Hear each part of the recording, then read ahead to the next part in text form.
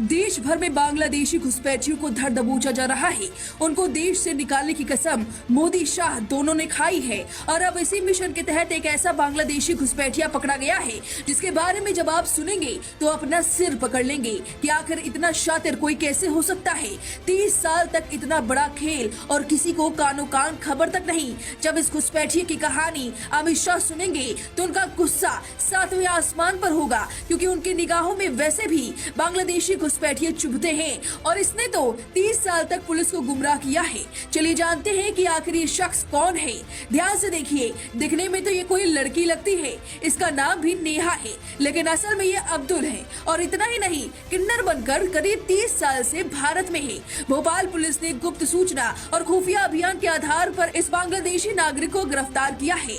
पिछले 30 सालों से भारत में अवैध रूप से रह रहा था। चौंकाने वाली बात यह है कि वह पिछले 8 सालों से नेहा किन्नर नाम का एक ट्रांसजेंडर बनकर रह रहा था। गिरफ्तार होने के बाद आरोपी की पहचान अब्दुल कलाम के रूप में हुई है, जो बचपन में लगभग 10 साल की उम्र में भारत आया था। वह 2 दशक तक मुंबई में रहने के बाद भोपाल के बुधवारा इलाके में रहने लगा था, जहां वो नेहा किन्नर के नाम से मशहूर था। पुलिस की जांच में सामने आया कि अब्दुल ने भारतीय नागरिक होने के फर्जी दस्तावेज जैसे आधार कार्ड, वोटर ID और पासपोर्ट बनवा लिए थे। इन्हीं दस्तावेजों के आधार पर वह कई बार बांग्लादेश भी यात्रा कर चुका है।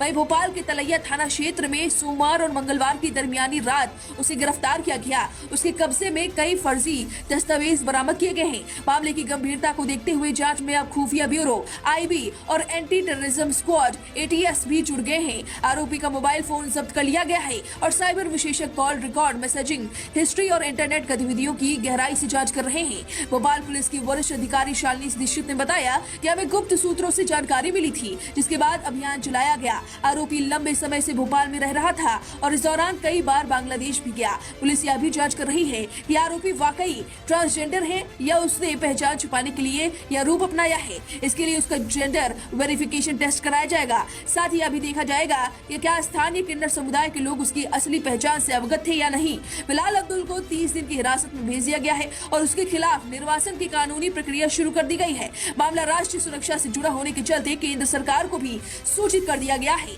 और कई एजेंसियां इसकी जांच में जुटी हुई हैं। अब देखना होगा कि अमित शाह तक जब ये खबर पहुंचेगी तो उनका क्या रिएक्शन होगा। जाहिर सी बात है, उनका गुस्सा फूटेगा। सवाल ये है कि आखिर 30 सालों तक अपनी पहचान बदलकर ये भारत में कर क्या रहा था। आखिर इसका मकसद क्या था? क्या भारत में किसी बड़ी साजिश को अंजाम देना? ये बड़ा सवाल है जो अब खुफिया जांच एजेंसी पता करने में जुटी हुई है। अब इस खबर पर आपकी जो भी राय है हमें कमेंट करके जरूर बताएं।